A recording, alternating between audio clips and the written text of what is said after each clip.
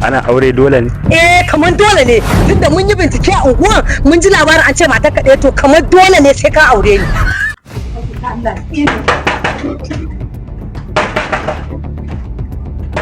Wace ce ne wai?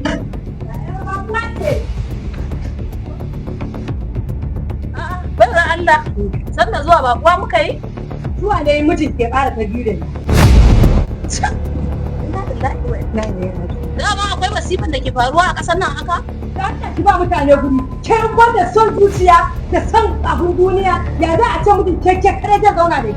Saboda son zuciya ba za ki bari ya ƙara aure ba, to na rantse da girman Allah ba ki zauna a cikin gidan da ke kaɗai ba. In ke ga kin zauna a gidan da sai dai in ba na numfashi. To wallahi ki buɗe kunnen ki da kyau ki ji. Kan ƴan matan garin nan mun yi gangami, na rantse da Allah duk mai mata ɗaya sai ya ƙara aure. Ko dole sa, ko kina so ko ba kya so wallahi sai ya aure ni. Aure na ce miki za a yau.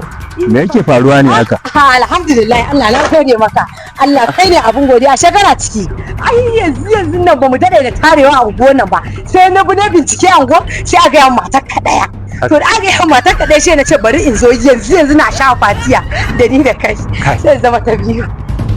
Wai shi aure ana yin sa ne haka kawai mutum bai shirya ba baka tata? Salamu alaikum. Malam. Billahi al-qudrat ko kana so ko baka so dole ka sai kai ta biyu da ni. Wai mai gida da mun ka santa wani wuri ne? Ni ban taba ganin ta ba, ban san daga ina take ba, daga sama ta fado ina ne, ni wallahi ban taba ganin ta ba. Ana aure dole ne? Kamar dole ne, tunda mun yi bincike a unguwan mun ji labarin an ce matar ka to kamar dole ne sai ka aure ni.